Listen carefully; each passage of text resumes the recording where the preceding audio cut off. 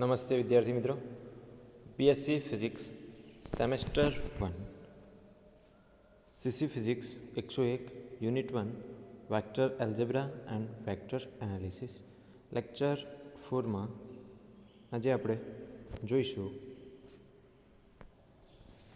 Differentiation of vector with respect to scalar.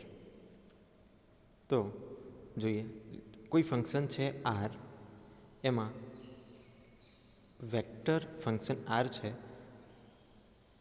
જે F of T જે vector function છે જે સ્કેલાર વેરિયેબલ જેનો સ્કેલાર વેરિયેબલ ટી છે. ઓકે, લેટ જોઈએ delta R be the small increment in R corresponding to small increment of delta T in T. તો આ જે વેક્ટર આર છે એમાં ધારો કે આપણે કોઈ નાનું ઇન્ક્રીમેન્ટ થાય છે ડેલ્ટા આર જેટલું, બરાબર, આરને અનુલક્ષીને. તો ડેલ્ટા ટી જેટલું ટીમાં પણ ઇન્ક્રીમેન્ટ થાય છે. તો લખીએ તો જોઈએ, સદિશ આર પ્લસ ડેલ્ટા આર બરાબર એફ સદિશ એફ કૌંસમાં ટી પ્લસ ડેલ્ટા ટી. અહીંયા શું કર્યું છે આપણે? અહીંયા આરમાં આપણે ડેલ્ટા આર જેટલું ઇન્ક્રીમેન્ટ કર્યું છે. તો સામે જે સ્કેલાર ક્વોન્ટિટી ટી હતી એમાં પણ ડેલ્ટા ટી જેટલું ઇન્ક્રીમેન્ટ થયું છે. ઓકે, હવે એને આપણે સાદુરૂપ આપીએ તો ડેલ્ટા આરમાં આ જે આર હતો એને આ બાજુ લઈ લઈએ તો ડેલ્ટા આર બરાબર function T plus delta T minus R વડે દર્શાવીશું. આ બાજુ માઇનસ વડે લખાશે. હવે ડેલ્ટા આર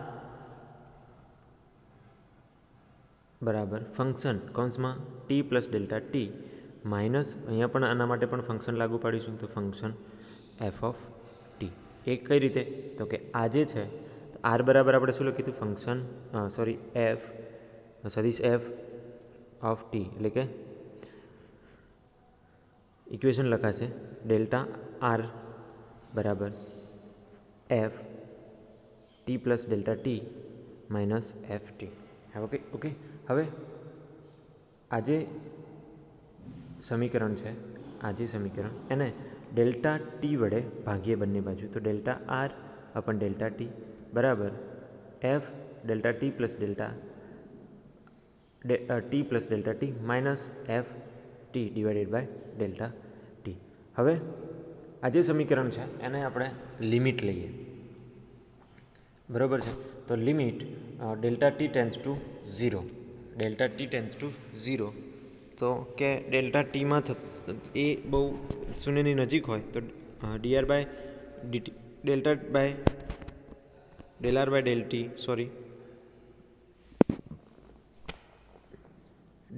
ડેલ ટી બરાબર limit delta T tends to 0 F of T plus delta T minus F of T divided by delta T. If limit exist, જો limit exist કરતી હોય તો ડી આર બાય ડીટી બરાબર limit delta T tends to 0 F of delta T plus delta T minus F T upon delta T. આ જે સમીકરણ છે એ સમીકરણ derivative of vector function F or on R with respect two scalar T.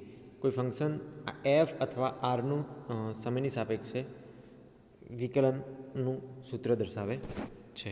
Okay, ચલો. તો ડિફરન્સિએશનના formula છે કે ડિફરન્સિએશન વેક્ટર અને સદિશ માટે કઈ રીતે વપરાય. તો પહેલો છે d by DT f of f plus g. તો એના માટે ડેરિવેશન થશે સદિશ માટે derivation of f divided by t plus derivation g by t. Okay, ચલો. એના પછી છે d by DT f phi, કોઈ ફાઈ કોન્સ્ટન્ટ છે તો ફાઈ કોઈ ફંક્શન છે અથવા કોન્સ્ટન્ટ છે તો df upon dt phi plus f d phi upon DT.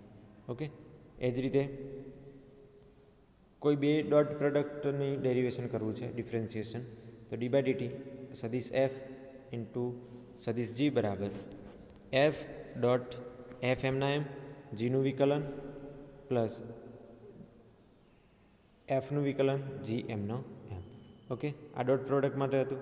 હવે ક્રોસ પ્રોડક્ટમાં લખીશું તો D by DT F cross G, તો એફ એમનો એમ ઇન્ટુ નહીં પણ cross D G upon D T derivation of G with respect to T plus derivation of F with respect to T into G સદિશ જી. ઓકે, ચાલો આ જોઈ લીધું. વચ્ચે ક્રોસ પ્રોડક્ટ આવશે, ડોટ પ્રોડક્ટમાં ડોટ પ્રોડક્ટ આવશે. Okay, D by DT. હવે ત્રણ સદિશોના અદિશ ગુણાકારનું વિકલન કરવું હોય તો કઈ રીતે થશે? તો DA by DT into B cross C, એનું થશે બી ક્રોસ સી એમના એમ, પછી એ એમના એમ કૌંસમાં જે DB upon DT cross C એમના એમ પ્લસ એ ડોટ કૌંસમાં B cross C DT.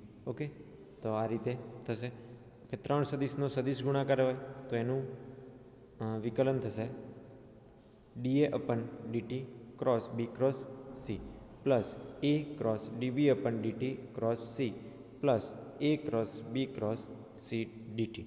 Okay, તો આજે અહીંયા આ થિયરીમાં આપણે જોયું તો differentiation of vector with respect to time એનું સૂત્ર તારવ્યું અને એના ફોર્મ્યુલા વિશે ચર્ચા કરી કે અલગ અલગ ઇક્વેશન આપેલા વેક્ટર્સ હોય, ડોટ પ્રોડક્ટ હોય, ક્રોસ પ્રોડક્ટ હોય, 2 વેક્ટર્સ હોય, 3 વેક્ટર્સ હોય, એના માટે કઈ રીતે ડિફરન્સિએશન થાય.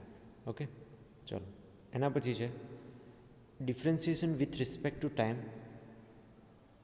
Differentiation with respect to time આપણે આગળ કર્યું, એના ઉપરથી વેલોસિટી અને એસિલરેશન એટલે કે વેગ અને પ્રવેગ કઈ રીતે શોધશું એ જોઈશું આપણે અહીંયા. તો consider a particle tracing out some trajectory in space. ધારો કે અહીંયા આકૃતિમાં કોઈ કર્વ પર કોઈ એક કણ ગતિ કરી રહ્યો છે, તો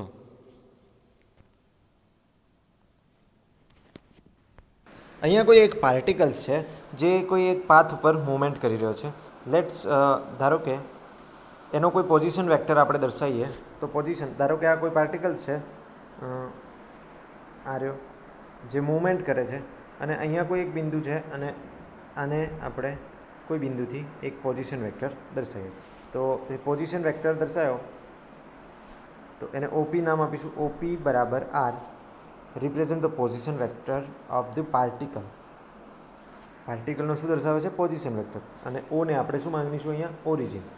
okay, as the particle moves along the curve position vector r is found change with time. હવે આ જે પાથ ઉપર કોઈ પદાર્થ મૂવમેન્ટ કરે છે તો દર વખતે એનો પોઝિશન વેક્ટર સમયની સાપેક્ષે બદલાવાનો છે. તો હવે આ જે છે તો differentiation R with respect to time. હવે આ જે મૂવમેન્ટ કરે છે આર જે છે પોઝિશન વેક્ટર, એનું સમયની સાપેક્ષે વિકલન કરીએ તો V is equal to R dot લખાય છે. તો એને ડીઆર બાય ડીટી, જેને ઇક્વેશન નંબર 1 કહીશું, એ જે ઇક્વેશન નંબર 1 છે એ શું દર્શાવે છે? વેલોસિટી, વેગ દર્શાવે છે. હવે એના પછી જોઈએ આપણે શું શોધવાનું છે? વેલોસિટી તો શોધી લીધી, હવે આપણે શોધવાનું બાકી રહ્યું એસિલરેશન. તો અહીંયા જુઓ તો વીનું ફરીથી ટીની સાપેક્ષે વિકલન કરીશ તો મને શું મળશે? પ્રવેગ મળશે. તો a is equal to R dot v dot બરાબર r double dot d square r upon dt square, જે ઇક્વેશન નંબર 2 તરીકે દર્શાવેલું છે. ઓકે, ચલો તો અહીંયા આપણે પ્રવેગ અને વેગના બે સૂત્ર તારવ્યા. ઓકે, ચલો એના ઉપરથી આપણે જોઈએ particles example. Particles move along the curve x is equal to T cube plus 1, y is equal to T square, z is equal to 2t plus 5. એટલે કે એક્સ દિશામાં સમયની સાપેક્ષે ટી ક્યુબ પ્લસ 1 રીતે બદલાય છે, વાય દિશામાં y બરાબર ટી સ્ક્વેરની સાપેક્ષે અને z is equal to 2t plus 5ની રીતે બદલાય છે. Where t is a time. T શું છે? ટાઈમ.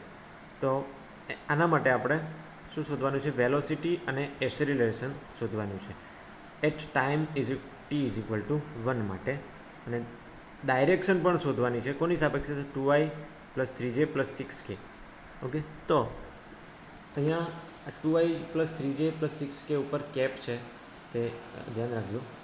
એક્સ બરાબર ટી ક્યુબ પ્લસ 1 આપેલું છે, Y is equal to T square પણ આપેલું છે, Z is equal to 2t plus 5 આપેલ છે. તો આર બરાબર લખીએ, આર બરાબર xi plus yj plus zk. તો આ જે સ્થાન સદિશ આર છે બરાબર, એની જગ્યાએમાં એક્સ બરાબર ટી ક્યુબ પ્લસ 1 મૂકીએ, વાય બરાબર ટી સ્ક્વેર મૂકીએ અને ઝેડ બરાબર 2t પ્લસ 5 મૂકીએ. તો વેલોસિટી dr બાય ડીટીની રીતે સાદુરૂપ આપીએ અહીંયા, તો dr બાય dt, તો આનું સંકલન કરીશું તો શું થશે? ટી ક્યુબનું વિકલન થશે 3t સ્ક્વેર અને 1નું થશે 0, તો T square i plus T સ્ક્વેરનું થશે, આનું ટી સ્ક્વેરનું થશે 2t જે, અને 2t પ્લસ 5માં 2tનું થશે 2 અને 5નું 0 એટલે 2k મળશે. એટલે કે વેલોસિટી આપણને મળી 3t square i plus 2tj plus 2k. Okay, હવે આપણે શોધવાનું છે ટાઈમ ઇઝ ઇક્વલ ટુ 0 હોય ત્યારે એની direction 2i plus 3j plus 6kમાં ડાયરેક્શન શોધવાની છે. તો હવે લખીએ, તો when t is equal to 0, અહીંયા ટી બરાબર 0 હોય તો dr by dt is equal to 3i plus 2j plus 2k, જે આપણે હાલ વેલોસિટી શોધી, વેગ શોધ્યો. ઓકે, હવે યુનિટ વેક્ટર અલોંગ, આને આ જે સમીકરણ છે એની સાપેક્ષે આપણે યુનિટ વેક્ટર શોધીશું. તો યુનિટ વેક્ટર શોધવા માટે શું લખશું? 2i પ્લસ 3j પ્લસ 6 જે આપણે ધોરણ 12માં ભણી ગયા છે, અને અંડર રૂટમાં એનું શું લખીશું? મોડ. તો 4 પ્લસ 9 પ્લસ 36, તો એના બરાબર થશે 1/7 2i plus 3j plus 6k. Okay, હવે જે કમ્પોનન્ટ છે, component of velocity 3i plus 2j plus 2k along કોની સાથે શોધવાનું છે? તો 2i plus 3j plus 6k ની માં ડાયરેક્શન શોધવાની છે. તો એ બંનેનો ડોટ પ્રોડક્ટ લઈ લઈએ, તો 3i plus 2j plus 2k dot 1/7 2i plus 3k plus 6k. તો એનું સાદુરૂપ આપતા આપણને મળશે, અહીંયા કઈ રીતે આપશું? આનો આની સાથે કરીશું, આનું આના સાથે કરીશું તો 0 થઈ જશે, આનું પણ આના સાથે 0 થઈ જશે. એટલે માત્ર i kk અને જે વાળા પદોનું સૂત્ર મળશે. અહીંયા જે આવે છે બરાબર છે. તો આપણને મળશે 6 પ્લસ 6 પ્લસ 12 ડિવાઇડેડ બાય 7, એટલે કે 24/7 આપણને શું મળ્યું? વેલોસિટીનો કોમ્પોનન્ટ મળ્યો ડાયરેક્શનમાં, direction 2i plus 3j plus 6k. Okay, ચલો હવે એના પછી આપણે વેલોસિટી શોધી, હવે શોધવાનું છે એસિલરેશન. તો એસિલરેશનનું સૂત્ર છે d square r upon dt square, એટલે કે વેલોસિટી વીનું એક વિકલન અથવા આર સ્થાન સદિશનું 2 વાર વિકલન. તો ફરીથી વેલોસિટીનું ઇક્વેશન આવ્યું dr બાય dt, એનું ફરીથી એકવાર વિકલન કરીશું તો આપણને મળશે 3i plus 2j plus 2k. એનું વિકલન કરીશું તો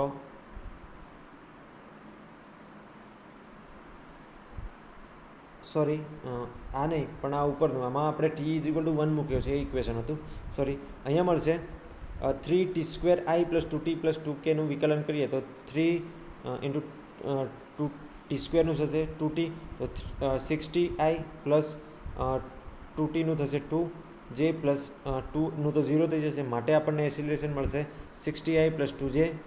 ઓકે, તો હવે એમાં t ઇઝ ઇક્વલ ટુ 0 મૂકીએ તો dr સ્ક્વેર અપન dt સ્ક્વેર, તો શું મળશે? t ઇઝ ઇક્વલ ટુ 1, તો 6i પ્લસ 2j મળશે. હવે કમ્પોનન્ટ ઓફ એસિલરેશન ફરીથી આપણે શોધવાનું છે, તો કોની સાપેક્ષે? તો 2i પ્લસ 3j પ્લસ 6kની સાપેક્ષે. તો 6i plus 2j along 2i plus 3j plus 6k એની સાપેક્ષે શોધવાનું છે. તો શું કરીશું? હવે એ બંને વચ્ચેનો ડોટ પ્રોડક્ટ લઈ લઈએ, તો 6i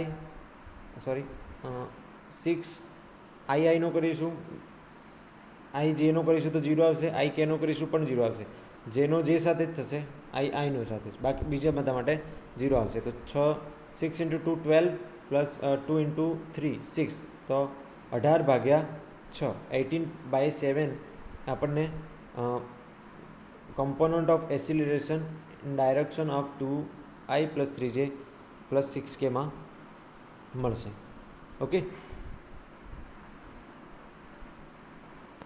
આના પછીનો ટોપિક છે લાઇન ઇન્ટિગ્રલ, સદિશ ક્ષેત્રમાં રેખા સંકલન.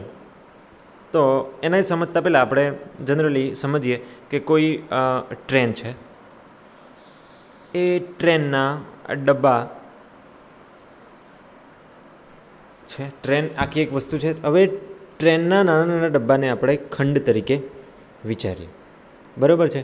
હવે ધારો કે કોઈ એક ખંડ છે, એનું એરિયા છે DL, રેખાખંડ તરીકે લઈએ, અને DL2 છે. તો એમના ઉપર લાગતું ફોર્સ અલગ અલગ લખી એમનો ઇન્ટિગ્રેશન કરીએ તો આપણને શું કહેવાય? ને રેખા સંકલન કર્યું કહેવાય. એટલે કે આખી ટ્રેન ઉપર લાગતું ફોર્સ આપણને મળી જાય. ઓકે, તો જોઈએ આ રેખાખંડોને Δl1, Δl2, Δln વડે દર્શાવીશું. અને આ રેખાખંડો પાસે સદિશ fને f1, f2, fn વડે દર્શાવવામાં આવે છે. અને તે રેખાખંડ પર સદિશ અચળ ગણવામાં આવે છે. ઓકે, ધારો કે આપણે જોઈએ ટ્રેનનું ઉદાહરણ લઈએ. આ ટ્રેન છે, આ ટ્રેનમાં નાના નાના ડબ્બા છે. અહીંયા ધારો કે આ ડબ્બા પર લાગતું ફોર્સ F1 છે, અહીંયા F2 છે, F3 છે, F4 છે અને F5 છે. તો અહીંયા લાગતું એક જ દિશાની વાત કરીએ છીએ. તો એક દિશામાં લાગતું ફોર્સ, ટોટલ ફોર્સ ગણવું હોય તો આ બધાનો સરવાળો summation F1 up to Fn કરી દઈએ તો આપણને ટોટલ સરવાળો મળી જાય. એનો ઉપયોગ કરી તો સમગ્ર વક્ર માટે તેમનો સરવાળો કરી શકાય. આ સરવાળાને W બરાબર ∑n Fn dot delta Δn વડે દર્શાવી શકાય. હવે આ દરેક રેખાખંડને અત્યંત સૂક્ષ્મ લઈએ કે જેથી રેખાખંડો Δln શૂન્યની નજીક થાય. તો W બરાબર limit Δl ln tends to 0 summation n Fn Δln જે એક સંકલનમાં પરિણમશે.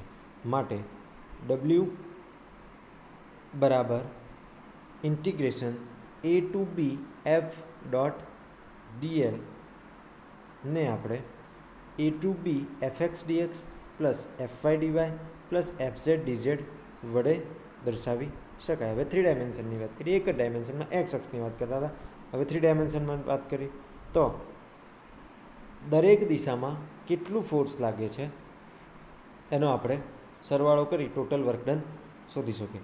આમ આ સંકલનને સદિશ ક્ષેત્રનું એફનું બિંદુ એ અને બી વચ્ચેનું રેખા સંકલન કહે છે. ઓકે, ચાલો. જો આપેલ બાહ્ય ક્ષેત્ર એફ માટે બે બિંદુઓ વચ્ચે જુદા જુદા માર્ગ માટે રેખા સંકલનના મૂલ્ય જુદા જુદા આવે તો આવા બળને સંરક્ષિત ક્ષેત્રો કહે છે. બે બિંદુઓ વચ્ચેના જુદા જુદા માર્ગ માટે. ઓકે, ધારો કે કોઈ ટ્રેન છે, આ ટ્રેનને અહીંયા પહોંચવાનું છે, તો આ ટ્રેન અહીંથી પણ જાય છે, આ ટ્રેન અહીંથી પણ આ બિંદુએ પહોંચે છે. તો બંને બિંદુઓ અહીંથી અને અહીંથી બંને સંકલનો કરીએ અને બંનેના માર્ગોના સંકલન કરીએ તો ફોર્સ કેવું લાગે? જુદું જુદું લાગે. તો એમને શું કહે છે? અસંરક્ષિત ક્ષેત્રો. અને જો કોઈ બાહ્ય ક્ષેત્રમાં આવા રેખા સંકલન માર્ગ પર આધારિત ન હોય, એટલે કે બંને માટે કેવું હોય? સમાન, તો એને સંરક્ષિત તંત્રો કહે છે. એક એક્ઝામ્પલ જોઈ લઈએ.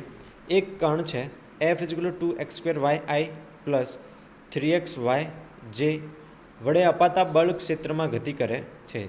જો કણ 0 થી 10 સુધી ગતિ કરતું હોય તો y બરાબર 4x² વક્ર માટે કાર્યની ગણતરી કરો.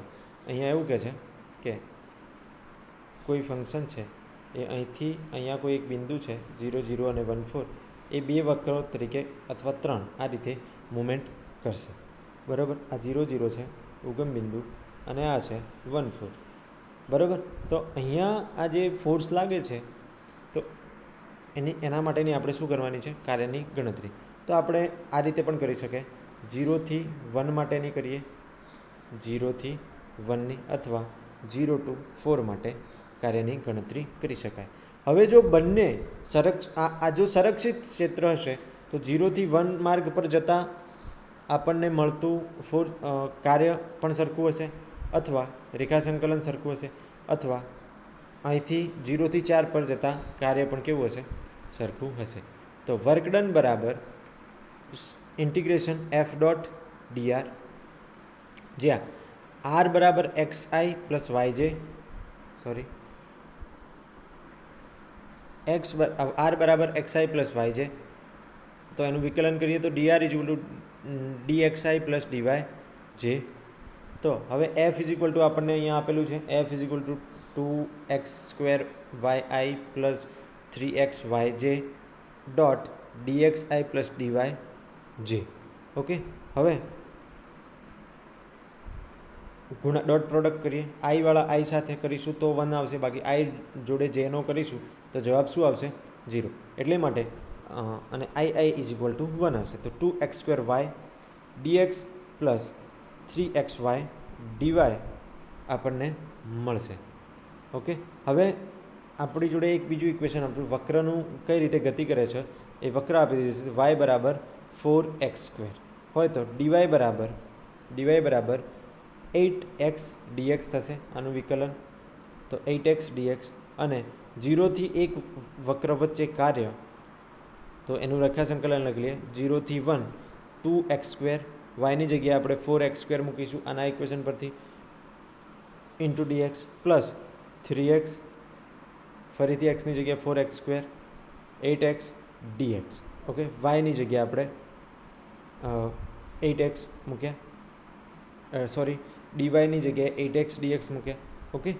તો આપણને આનું સાદુરૂપ આપતા મળશે સમેશન 0 to 1 104 x⁴ dx બરાબર 104 x⁴ સંકલન થશે x⁵ / 5 0 to 1. તો મળશે આપણને જવાબ 104/5. ઓકે. તો આમ આપણને ટોટલ કાર્ય મળશે 104/5. ઓકે. તો આજના લેક્ચરમાં આપણે ચર્ચા કરી કે લાઇન ઇન્ટિગ્રલ શું છે, ડિફરન્સિએશન, વેક્ટરનું ડિફરન્સિએશન જોયું, એના પછી વેલોસિટી અને એસિલરેશન વેક્ટર માટે કેલ્ક્યુલેશન કરી, એના ફોર્મ્યુલા જોયા. ઓકે. તો નેક્સ્ટ લેક્ચરમાં આપણે સરફેસ ઇન્ટિગ્રલ અને વોલ્યુમ ઇન્ટિગ્રલની ચર્ચા કરીશું. Thank you.